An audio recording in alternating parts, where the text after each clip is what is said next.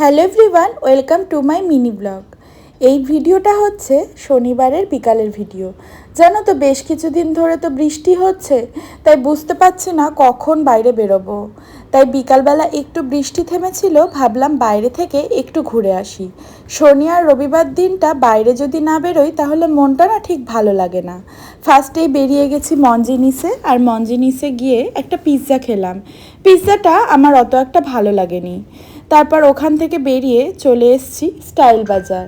Style বাজারে না একটা গাড়ি বদলানোর আছে। আনসুর জন্য আগের দিন একটা গাড়ি নিয়েছিলাম, গাড়িটা না বাড়ি গিয়ে দেখি আর চলছে না।